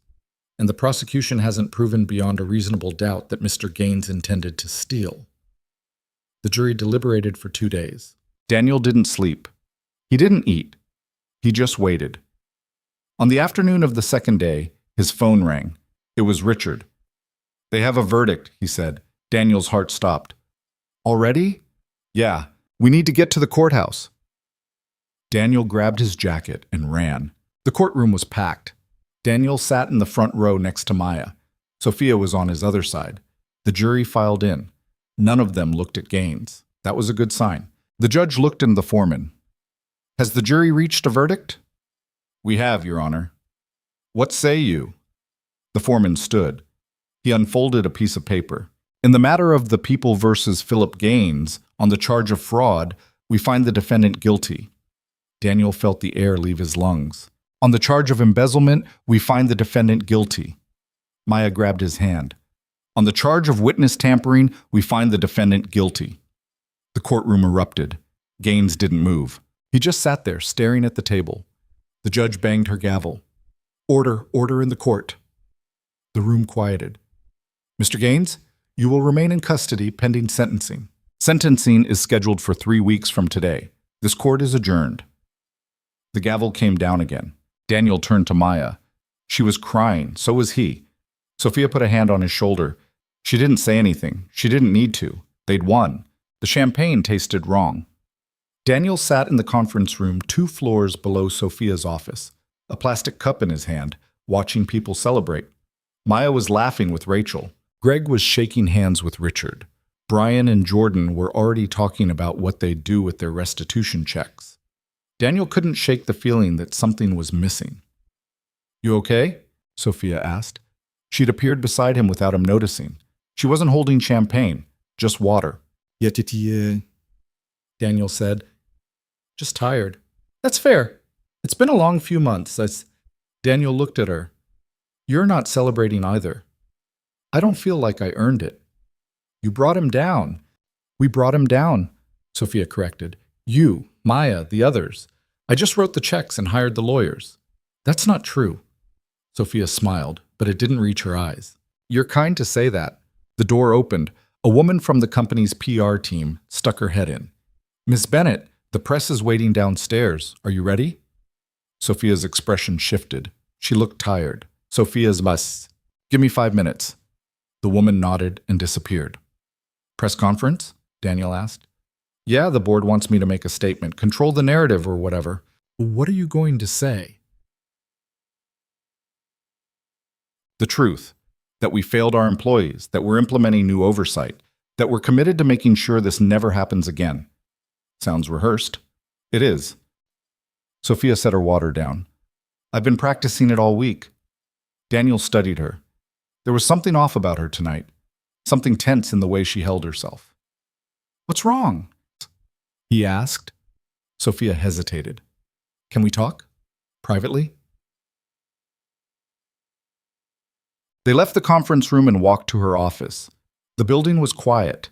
Most people had gone home hours ago. The only sound was the hum of the air conditioning and the distant murmur of the celebration 2 floors down. Sophia closed the door behind them and leaned against her desk. The board met this morning, she said. And they want me to step down. Daniel felt like he'd been punched. What? What? Not immediately. They're giving me 6 months to transition out, but they want me gone. Why? Because this happened on my watch. Because I hired Gaines. Because the company's reputation took a hit and someone needs to take the fall. That's insane. You're the one who exposed him. I'm also the one who let him operate for 2 years without catching it. Sophia's voice was flat, matter of fact. The board's not wrong. I should have seen it. You can't see everything. I should have seen this. Daniel shook his head. So what? You're just going to walk away? I don't have a choice. You always have a choice. Sophia looked at him. For the first time since he'd met her, she looked defeated. I could fight it, she said. I could take it to a vote, try to rally support, make it ugly. But what's the point? The board's already made up their minds. And honestly, maybe they're right. They're not. You don't know that. I know you didn't give up on us, Daniel said. You could have buried this. You could have paid Gaines off, made him disappear, protected the company's image. But you didn't. You went to war for us. That counts for something. Sophia looked away. It doesn't count enough. Daniel wanted to argue. He wanted to tell her that she was wrong, that she deserved better, that the board was full of cowards who cared more about optics than justice. But he didn't, because part of him understood. Part of him knew that Sophia was carrying a weight she couldn't put down, and no amount of reassurance was going to change that. "When are you telling people?" he asked. "After the press conference. I'll make the announcement next week." "What are you going to do after?" "I don't know. Take some time. Figure out what's next." Daniel nodded. They stood in silence for a moment. Then Sophia straightened. "I should get downstairs. They're waiting. You want me to come with you?" "No, but thank you." She left. Daniel stood alone in her office, looking out at the city lights. He didn't go back to the celebration. The announcement hit the news 2 days later. Sophia Bennett was stepping down as CEO of Innovate Tech Solutions, effective in 6 months. The press release cited a desire to focus on new opportunities and thanked her for her service. It was corporate speak for fired. Daniel read the article twice, then threw his phone on the couch. Emma looked up from her homework. "What's wrong?" "Nothing." "You look mad." "I'm fine." Emma gave him a look that said she didn't believe him, but she went back to her math problems. Daniel's phone buzzed. A text from Maya. "Did you see the news?" "Yeah." "This is bullshit." "Yeah." "We should do something." Daniel stared at the message. He didn't know what to say. Before he could respond, another text came through, this one from a number he didn't recognize. "This is Marcus.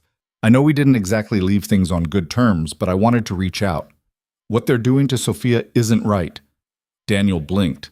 He hadn't heard from Marcus since the day he walked out of the first meeting. "How'd you get my number?" "Maya gave it to me." "Look, I know I bailed on the trial, but I've been following the case, and I've been thinking about what Sophia did. She didn't have to fight for us. She could have made this go away quietly. But she didn't. And now they're punishing her for it." Daniel read the message again. "What do you want to do about it?" "I don't know. But we can't just sit here and let them screw her over." Daniel thought about it. Then he typed back. "Meet me tomorrow, noon, the coffee shop on 5th. I'll be there."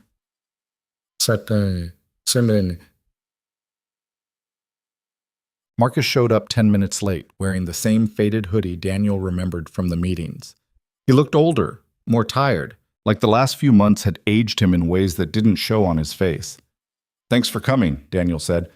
"Yeah, thanks for not telling me to screw off." They ordered coffee and sat at a table in the back. "So what's the plan?" Marcus asked. "I don't have one," Daniel admitted. "I just know we can't let this happen without saying something." But saying something to who? The board? They already made up their minds. Then we say it to everyone else. We go public. Marcus raised an eyebrow. "You mean like a press conference?" "Something like that." "And say what? That we're mad they fired her? That won't change anything." "Maybe not, but it'll show that we're not okay with it." Marcus leaned back in his chair. "You really think Sophia wants us to do that?" "Probably not. But she spent months fighting for us. It's time we fought for her." Marcus was quiet for a long moment. Then he said, "All right, I'm in. But we're going to need more than just the two of us. I'll talk to Maya. She'll get the others." "What about Sophia? Are we telling her?" "Not yet. If she knows, she'll try to stop us." Marcus smirked. "Yeah, she probably would." By the end of the week, Daniel had convinced 5 of them. Maya, Greg, Rachel, Jordan, and Marcus. Brian was still on the fence, and the others didn't respond to his messages. 5 wasn't a lot, but it was enough. They met at Maya's apartment on a Saturday afternoon. It was small, cramped, with a couch that sagged in the middle and a kitchen table that wobbled. "Okay," Maya said once everyone was settled. "What's the plan?" "This was it. We write a statement," Daniel said. "Something that explains what Sophia did for us and why the board's decision is wrong. Then we send it to the press." "That's it?" Jordan asked. "We just send an email?" "No, we hold our own press conference. We stand in front of cameras and we tell our story." Rachel frowned. "That's a big ask, Daniel. Most of us just want to move on." "Oh, I know. But if we don't do this, Sophia takes the fall for something that wasn't her fault." "It was partly her fault," Greg said. She hired Gaines. And she fired him, Daniel shot back. She exposed him. She took responsibility. What more do you want? I want to not get dragged back into this mess, Greg said. I'm tired, Daniel. We all are. I know, but this is the last thing. We do this, and then it's over. Maya looked around the room. I'm with Daniel. Sophia went to bat for us. We owe her. We don't owe her anything, Marcus said. Everyone turned to look at him. He shrugged. I'm not saying I disagree. I'm just saying we don't owe her. We're doing this because it's right, not because we owe her. Daniel nodded. Fair enough. Rachel sighed. All right, I'm in, but I'm not doing any interviews. I'll stand there, I'll sign the statement, but I'm not answering questions. That's fine, Daniel said. What about the rest of you? Maya asked. Jordan nodded. Yeah, okay, Greg hesitated. Then he said, yeah, all right, let's do it. Marcus grinned. Hell yeah, let's burn it down. Daniel laughed. Let's not burn anything down, let's just tell the truth. Fine, but I'm bringing matches just in case. They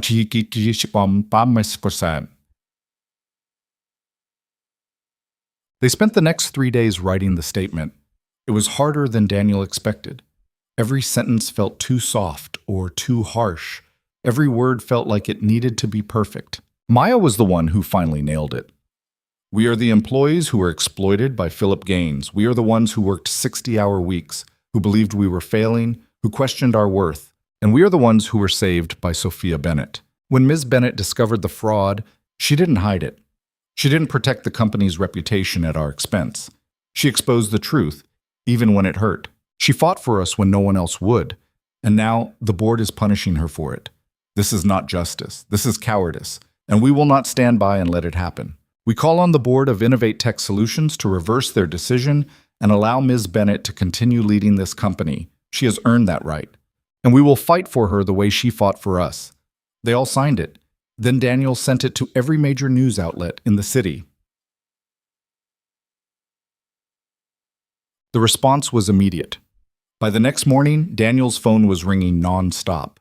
Reporters wanted interviews. News stations wanted footage. Social media was exploding with support. The hashtag #StandWithSophia was trending by noon. Daniel didn't answer most of the calls, but he did answer one. It was from a reporter at the city's largest newspaper. Her name was Claire Dawson, and she sounded sharp, no nonsense. Mr. Carter, I read your statement. It's powerful.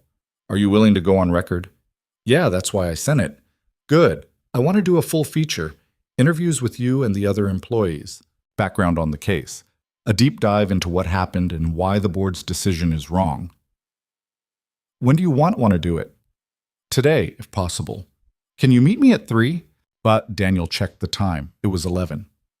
Yeah, I can do that. Great. I'll send you the address. The interview lasted 2 hours. Claire asked tough questions. She didn't let Daniel off easy. She pushed him on why he didn't notice the fraud sooner, why he trusted Gaines, why he thought Sophia deserved to keep her job. Daniel answered honestly. When it was over, Claire shook his hand. This is going to make waves. Good, Daniel said. The article came out 3 days later. The headline was simple. The employees who fought back, and the CEO who fought for them. It was everything Daniel had hoped for. Claire had told their story with clarity and compassion. She'd interviewed all 5 of them, plus Sophia's former colleagues, plus a business ethics professor who said the board's decision was a textbook example of scapegoating. The article went viral. By the end of the day, it had been shared thousands of times. News stations were picking it up. Opinion pieces were flooding in, and the board was under pressure. Sophia called him that night. What did you do? She asked. Daniel could hear the tension in her voice. We told the truth. You went to the press. Yeah. Daniel, you didn't have to do that. Yes, I did. No, you... She stopped. He heard her take a breath. You put yourselves back in the spotlight. You dragged this whole thing back into the open. Because they were screwing you over. That's not your fight. Yes, it is. Sophia was quiet for a long moment. Then she said, Thank you. Daniel smiled. You're welcome. But I'm still mad at you. I figured. She hung up. The board held an emergency meeting 2 days later. Daniel didn't know what happened in that meeting. He didn't know what was said or who voted which way or what arguments were made, but he knew the result. Sophia Bennett would remain CEO. The announcement came through a press release, short and clipped. After careful consideration, the board of Innovate Tech Solutions has decided to retain Sophia Bennett as CEO. We have full confidence in her leadership and her commitment to the company's future. It was corporate speak for we caved under pressure, but Daniel didn't care. They'd won. Annes. Sophia invited him to her office a week later. I wanted to thank you, she said. Properly. You already did. I yelled at you on the phone. That doesn't count. Daniel smiled.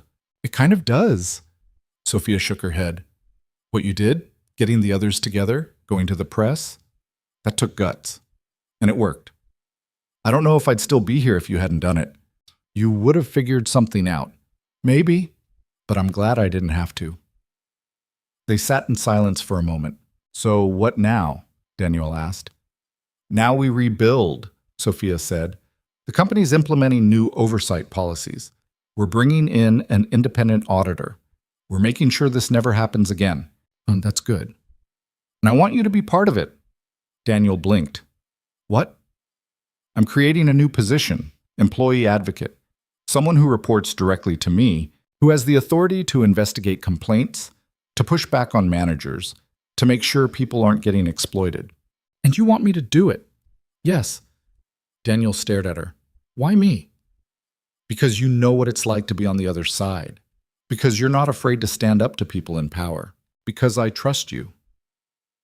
Daniel didn't know what to say. You don't have to answer now, Sophia said. Think about it. Take your time. How much does it pay? Sophia told him. Daniel's eyes widened.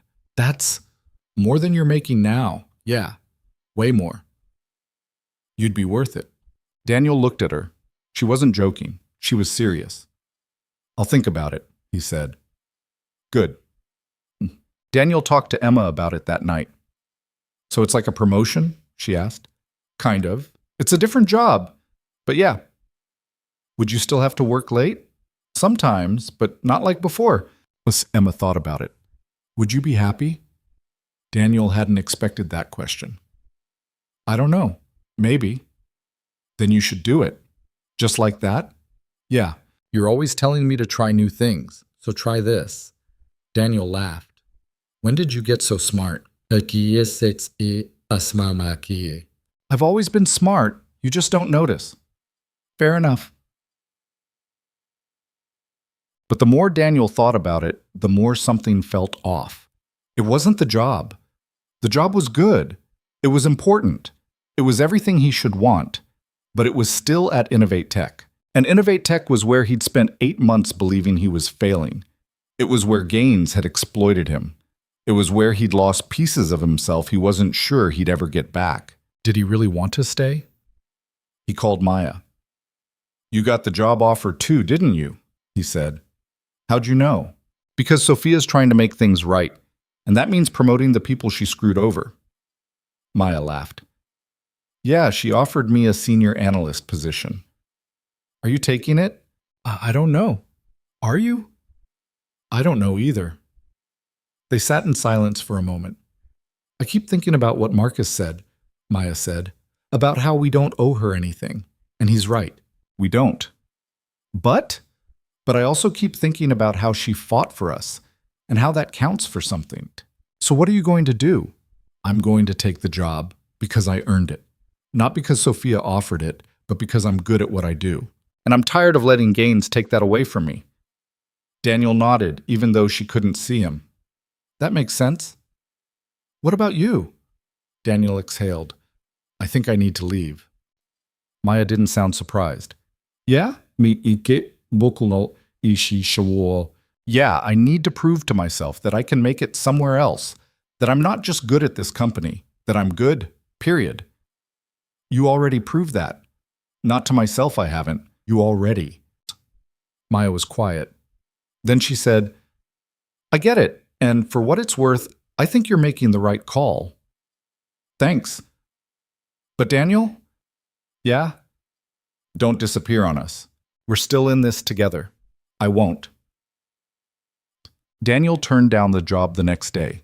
Sophia didn't look surprised. Can I ask why? She said. Because I need to do this on my own, Daniel said. I need to prove that I can succeed without this place hanging over me. Sophia nodded. Understand. Do you? Yeah, I do. She smiled. I'm going to miss having you around. You'll survive. Probably. Sophia stood and walked around her desk. She held out her hand. Good luck, Daniel. He shook it. You too. Checked it. Daniel's last day was quiet. He cleaned out his desk, said goodbye to a few people, and walked out of the building for the last time. Maya met him outside. You really doing this? She asked. Yeah. Where are you going? I don't know yet. I've got a few interviews lined up. We'll see what happens. Maya smiled. You're going to be fine. I hope so. They stood there for a moment, two people who'd been through hell together and come out the other side. Stay in touch, Maya said. I will. She hugged him. Then she went back inside. Daniel stood on the sidewalk, looking up at the building. He'd spent 4 years here, 4 years of work, of doubt, of fighting to prove himself. And now he was walking away. It felt terrifying. It felt right. He turned and walked toward the subway, toward whatever came next, toward a future he'd build himself. For the first time in a long time, Daniel Carter felt free. 3 years passed faster than Daniel expected. He took a job at a smaller firm first, one that paid less but gave him room to breathe. The hours were normal. The workload was manageable. His boss actually asked how he was doing and seemed to care about the answer. It was boring at first. Daniel kept waiting for the other shoe to drop, for someone to pile extra work on his desk or tell him he wasn't meeting expectations. But it never happened. After a year, he got restless. He applied for a senior position at a consulting firm and got it. The pay was better, the challenges bigger, but he still left the office by 6 most nights. He had dinner with Emma. He helped with homework. He went to parent-teacher conferences and didn't feel like he was failing at everything. Emma was 12 now, taller, sharper, with opinions about everything. She'd started playing soccer and was good at it. Daniel went to every game, even the ones that started at 7 in the morning on Saturdays. Life wasn't perfect, but it was his. He stayed in touch with Maya. They met for coffee every few months, swapping stories about work and life and the weird ways things had turned out. She'd taken the promotion at Innovate Tech and was thriving. She'd even started dating someone, a guy from accounting who made her laugh. Daniel was happy for her. He was happy for himself too, in a quiet way he hadn't expected. But sometimes, late at night when Emma was asleep, he thought about Sophia. He wondered how she was doing, if the board was still breathing down her neck, if she'd managed to rebuild the company into something better. He never reached out. It felt like that chapter was closed, until one Tuesday in October when his phone rang and her name appeared on the screen. Daniel stared at it for 3 rings before answering. Sophia? Hi, Daniel. Her voice sounded the same, steady, professional, with an edge of warmth underneath. I hope I'm not calling at a bad time. No, it's fine. I wasn't expecting to hear from you. I know. I'm sorry it's been so long. Don't be. How are you? I'm good. Busy. The company's doing well. We just landed a major contract with a tech consortium overseas. That's great. Yeah. She paused. Listen, I'm actually calling because I wanted to ask you something. Are you free for lunch this week? Daniel's mind went blank. Lunch? Yeah, I know it's out of the blue, but there's something I want to talk to you about in person. Is everything okay? Everything's fine. I'd rather not do this over the phone. Daniel checked his calendar. I could do Thursday. Thursday works. How about that place on 7th, the Italian one? Marcello's? That's the one. Noon? Yeah, okay. Great. I'll see you then. She hung up. Daniel sat there for a long moment, staring at his phone. Emma walked into the room, backpack slung over one shoulder. Who was that? An old boss. The one from the trial? Yeah. Emma raised an eyebrow. What did she want? I don't know. She wants to meet for lunch. That's weird. Yeah, it is. Emma shrugged. Maybe she wants to hire you back. I doubt it. Well, you'll find out Thursday. Emma headed for the door. I'm going to Sarah's. I'll be back by 6. Text me when you get there. I will. The door closed behind her. Daniel sat alone in the kitchen, wondering what Sophia Bennett wanted after 3 years of silence. Marcello's was crowded when Daniel arrived. He spotted Sophia at a table near the window. She stood when she saw him, and for a second he was struck by how little she'd changed. Same sharp eyes, same composed expression, same way of holding herself like she was ready for whatever came next. Daniel, thanks for coming. They shook hands and sat down. You look good, Sophia said. So do you. Liar. I've aged 10 years since you last saw me. Daniel smiled. Haven't we all? They ordered. Sophia got a salad. Daniel got pasta. Small talk filled the space while they waited for the food. How was Emma? How was work? Had he seen the news about Gaines's sentencing getting extended? The food arrived. They ate. Finally, Sophia set down her fork and looked at him. I'm stepping down, she said. Daniel stopped mid-bite. What? Oh, not because the board's forcing me out this time. This is my choice. I've been CEO for 5 years, and I think it's time for someone else to take over. Why? Because I've done what I set out to do. The company's stable. We've rebuilt the culture. We've put systems in place to make sure what happened with Gaines never happens again. And honestly, I'm tired. Daniel set down his fork. So, what are you going to do? Meow. I'm starting a nonprofit, an organization that helps employees who've been exploited by their employers. Legal support, financial assistance, counseling, the whole thing. That's ambitious. It's necessary. Sophia leaned forward. I've been working on it for the last year. We've got funding, we've got a board, we've got a mission. What we don't have is someone to run operations. Daniel saw where this was going. You want me to work for you, and I want you to work with me, Sophia corrected. As a partner, equal say, equal stake. Daniel sat back. Sophia, before you say no, just hear me out. You know what it's like to be exploited. You know how the system works and how it fails people.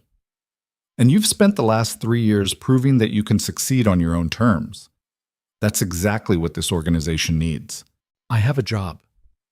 I know, and I'm not asking you to quit tomorrow, but I am asking you to think about it. Daniel looked at her. She wasn't pushing. She was just laying it out, letting him decide. Why me? He asked. You could hire anyone. People with more experience, more credentials. I don't want credentials, Sophia said. I want someone who gives a damn. Someone who will fight for people the way you fought for me. Daniel didn't know what to say. Take some time, Sophia said. Think about it. Talk to Emma. If you're not interested, that's fine. But if you are, let me know. Oh. She pulled out a folder and slid it across the table. This is the full plan. Budget, timeline, goals, everything. Daniel opened it. The first page had a mission statement to ensure that no employee is exploited, silenced, or made to believe they are less than they are. He closed the folder. I'll think about it, he said. Yes. Daniel thought about it for 2 weeks. He read through the entire plan. He looked at the financials, the org chart, the case studies Sophia had compiled. He talked to Emma, who said it sounded cool but also kind of scary. He talked to Maya, who said he'd be an idiot not to take it. This is what you're good at, Maya said. Helping people. Fighting back. You've been doing it your whole life, you just didn't have a title for it. What if I screw it up? Then you'll figure it out, like you always do. Daniel wanted to believe her, but the fear was still there. The fear that he wasn't good enough, that he'd fail, that he'd let people down. It was the same fear he'd carried for years, the same fear Gaines had planted in him, and Daniel was tired of letting it win. He called Sophia. I'm in, he said. The nonprofit launched 6 months later. They called it Second Stand. The name was Emma's idea. She'd said people deserved a second chance to stand up for themselves. Daniel liked it. The first few months were chaos. They rented a small office, hired a lawyer and a caseworker, and started taking clients. The cases poured in faster than they could handle. People who'd been wage thefted, harassed, forced to work unpaid overtime, retaliated against for speaking up. Every story was different. Every story was the same. Daniel worked 60-hour weeks again. But this time it didn't feel like drowning. It felt like building something. Sophia was there every step of the way. She handled the fundraising, the partnerships, the media. Daniel handled the operations, the clients, the day-to-day grind. They made a good team. It wasn't always easy. They fought sometimes over strategy or priorities or how to allocate resources, but they always worked it out. And slowly, the organization grew. They helped a warehouse worker recover $30,000 in stolen wages. They supported a whistleblower who exposed safety violations at a manufacturing plant. They provided legal defense for a group of restaurant workers who'd been misclassified as contractors. Every win felt bigger than the last. But the work was hard. Heartbreaking, sometimes. There were cases they couldn't win, people they couldn't help, systems too big to fight. One night, Daniel sat in his office after everyone else had gone home, staring at a case file he didn't know how to solve. Sophia knocked on the doorframe. "You're still here," she said. "Yeah." She came in and sat down. "What's wrong?" This case, single mom, 2 kids, lost her job after reporting sexual harassment. Her former employer's fighting the claim, and she can't afford to keep going. We don't have the resources to take it to court. "So what are you going to do?" "I don't know." Daniel rubbed his face. "I hate this. I hate that we can't help everyone."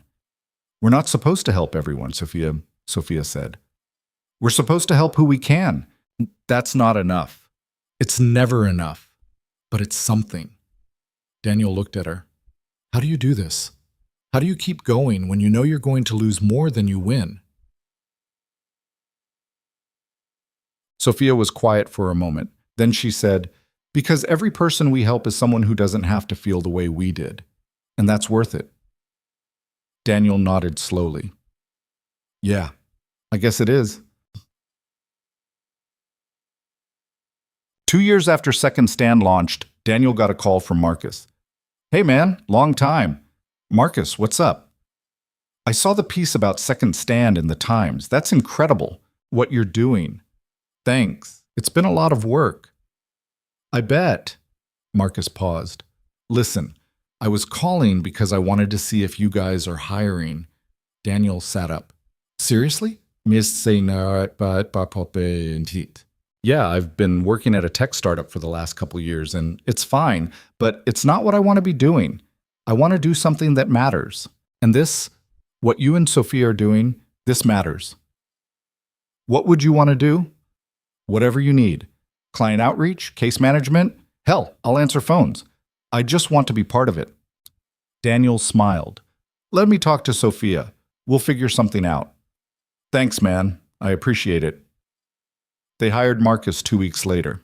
He started in client services and turned out to be great at it.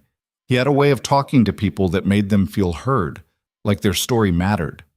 Maya joined 6 months after that.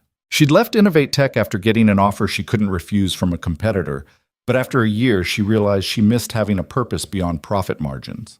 "I want to work somewhere that doesn't make me feel dead inside," she told Daniel. "You guys hiring?" They were. Greg came on as a consultant. Rachel helped with HR policy. Jordan ran social media. Slowly, the team that had fought Gaines became the team that fought for everyone else. It felt right. On the 3rd anniversary of Second Stand, they threw a small celebration in the office. Emma came. She was 15 now, taller than Daniel, with her mother's eyes and his stubbornness. She'd helped design the new website and was weirdly proud of it. "This is pretty cool, Dad," she said, looking around at the crowded office. "Yeah? Yeah. You're doing something that actually helps people. That's rare." Daniel hugged her. "Thanks, kid." Sophia stood at the front of the room and raised a glass. 3 years ago, Daniel and I had an idea. We wanted to create a place where people who'd been exploited could find support, where they could fight back, where they could win. People clapped. "We've helped over 200 clients in that time," Sophia continued. "We've recovered millions of dollars in stolen wages.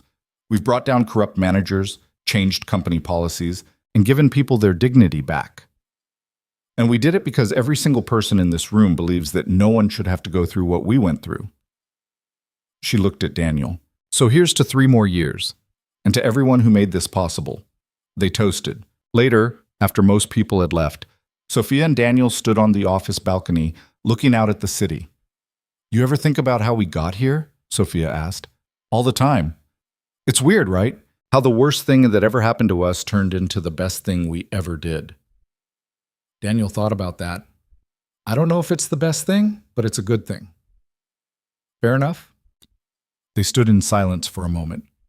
Do you ever regret it? Daniel asked. Leaving Innovate Tech? No. Do you regret leaving? No. Sophia smiled. Good.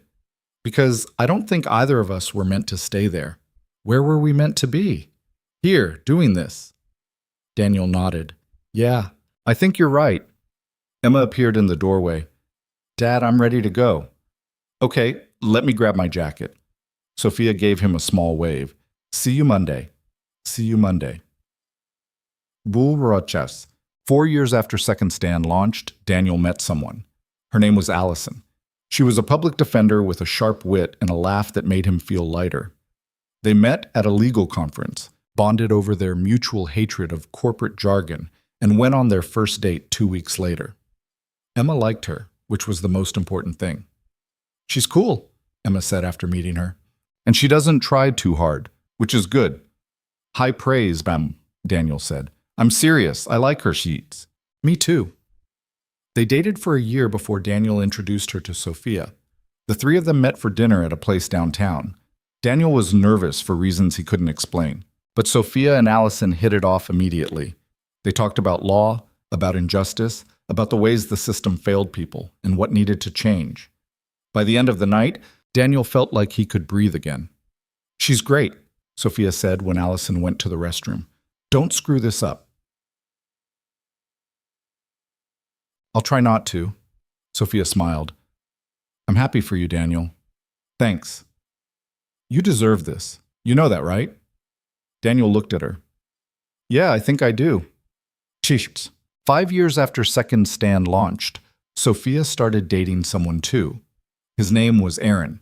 He was a freelance journalist who'd written a piece about the nonprofit and stuck around after the interview was over. He was quiet, thoughtful, the kind of person who listened more than he talked. Daniel liked him. You're good for her, Daniel told him one night when they were all having dinner together. Aaron looked surprised. You think so? Yeah, she seems happy. She is, I think. She is, Daniel confirmed. Trust me. Sophia overheard and rolled her eyes. You two are not talking about me like I'm not here. Too late, Daniel said. She threw a piece of bread at him. 6 years after Second Stand launched, Emma graduated high school. Daniel sat in the audience, watching her walk across the stage, and felt a wave of pride so strong it almost knocked him over. She'd worked hard for this. She'd balanced school and soccer and a part-time job. She'd gotten into 3 colleges and was heading to her first choice in the fall. After the ceremony, she found him in the crowd. I did it, she said. You did. You're not going to cry, are you? Maybe a little. She hugged him. Thanks, Dad, for everything. Daniel's throat tightened. You don't have to thank me. Yeah, I do. You could have given up a long time ago, but you didn't, and that matters. Daniel held her tight, thinking about all the times he'd wanted to give up, all the nights he'd wondered if he was doing enough, if he was good enough. He still didn't have all the answers, but he had this. 7 years after Second Stand launched, Sophia called a meeting. I have news, she said. Everyone gathered in the conference room. Daniel, Marcus, Maya, Greg, Rachel, Jordan, and a dozen others who'd joined over the years. I've been offered a position with a national advocacy group, Sophia said. They want me to help expand their workers' rights initiatives across the country. The room went quiet. I'm taking it, Sophia said, which means I'll be stepping down as co-director of Second Stand. Daniel felt his stomach drop. But, Sophia continued, I'm not leaving entirely. I'll stay on as an advisor, and I've already talked to the board about who should take over. She looked at Daniel. No, Daniel said. Yes. Sophia. You're ready, Daniel. You've been ready for years, and this organization needs someone who believes in it the way you do. I can't do this without you. Yes, you can, and you will. Daniel looked around the room. Everyone was watching him. What do you guys think? He asked. I think you should do it, Maya said. Same, Marcus said. Rachel nodded. You've got this. Daniel exhaled. Okay, I'll do it. Sophia smiled. Good, because I already told them you would. But the transition took 3 months. Sophia trained Daniel on everything she'd been handling, fundraising, partnerships, media relations. She introduced him to donors, walked him through board meetings, and gave him more advice than he could process. On her last day, they stood in the office after everyone else had gone home. This is weird, Daniel said. Yeah. I'm going to miss you. I'll still be around, just not every day. It's not the same. Sophia looked at him. Daniel, you're going to be fine, better than fine. You're going to do things I never could have done. I don't know about that. I do. She picked up her bag. Take care of this place, and take care of yourself. I will. She hugged him. Then she left. Daniel stood alone in the office, looking around at the walls covered in case files and photos and thank you notes from clients. He felt scared. He felt ready. A year later, Daniel was sitting in his office when his assistant knocked. There's someone here to see you, she said. Who? She didn't give a name, just said she wanted to thank you. Daniel frowned. Okay, send her in. A woman in her 30s walked in. She looked familiar, but Daniel couldn't place her. Mr. Carter, she said, I don't know if you remember me. My name's Lisa Grant. You helped me 2 years ago. Daniel's memory clicked. Lisa had been fired after reporting unsafe working conditions at a factory. Second Stand had helped her file a complaint with OSHA and get her job back. I remember, Daniel said. How are you? I'm good, really good. I got promoted last year, and the factory, they've made a lot of changes. It's safer now. That's great. Well, I just wanted to come by and say thank you. What you did, it changed my life, and I wanted you to know that. Daniel felt his throat tighten. You don't have to thank me. You did the hard part. Maybe, but I couldn't have done it without you. She shook his hand and left. Daniel sat there for a long time after she was gone. Then he opened his laptop and got back to work. 8 years after Second Stand launched, Sophia came back. Not permanently, but for a visit.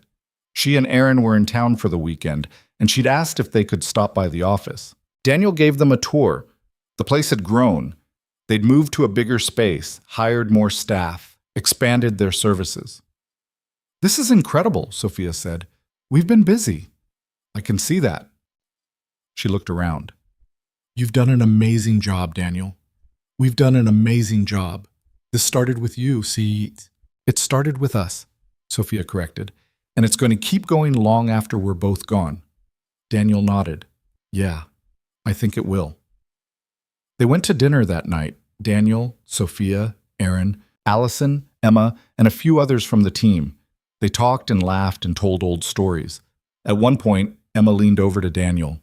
You happy, Dad? She asked. Daniel looked around the table. At Sophia and Aaron, at Allison, at the people who'd become his family. Yeah, he said, I am.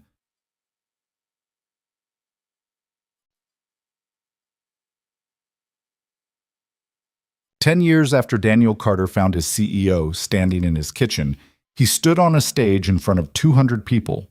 Second Stand was hosting its annual gala, a fundraiser to support their work. Daniel had been asked to give the keynote speech.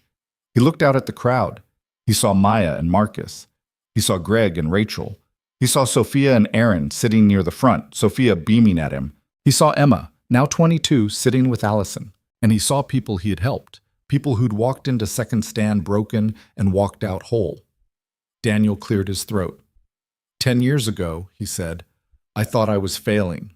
I was working 60-hour weeks, barely seeing my daughter, and believing that I wasn't good enough. And then I found out that none of it was true. I'd been set up to fail by someone who saw me as a tool, not a person. The room was silent. That experience could have destroyed me, and for a while it almost did, but instead it taught me something. It taught me that the systems we work in aren't always fair, that the people in power don't always have our best interests at heart, and that sometimes the only way to survive is to fight back. He paused. Second Stand exists because a group of people decided to fight back. We decided that what happened to us wouldn't happen to anyone else if we could help it. And over the last 10 years, we've helped hundreds of people do the same thing. He looked at Sophia. None of this would have been possible without Sophia Bennett. She's the one who had the courage to expose the truth, even when it cost her everything. She's the one who believed that people like me deserved a second chance. And she's the one who taught me that fighting back isn't just about winning. It's about refusing to accept that you're less than you are. People clapped. So thank you, Daniel said. To everyone in this room, to the clients who trusted us, to the team who makes this work possible, and to anyone who's ever felt like they weren't enough. You are. You always were. And if you ever need someone to remind you of that, we'll be here. The applause was deafening. After the speech, Sophia found him. That was perfect, she said. You think so? I know so. They stood together, watching the crowd. We did okay, didn't we? Sophia said. Daniel smiled. Yeah, we did. That night, after this gala was over and everyone had gone home, Daniel sat on his couch with Allison. Emma was upstairs, packing for a trip. She was heading to grad school in the fall, studying social work. She's going to be great at that, Allison said. Yeah, she is. She gets it from you, you know. Gets what? The need to help people, to fight for them. Daniel thought about that. Maybe. Or maybe she just knows what it's like to watch someone struggle and not give up. Allison leaned her head on his shoulder. You ever think about how different your life would be if none of this had happened? All the time. Better or worse? Daniel considered. Different. I don't know if it would be better. Really? Yeah, I mean, what happened with Gaines was terrible, but it led to everything else. Second Stand. You. Emma seen that you can fight back and win. So you're glad it happened? No. But I'm glad I didn't let it break me. Allison kissed his cheek. I'm glad too. The truth is, there's no such thing as a clean ending.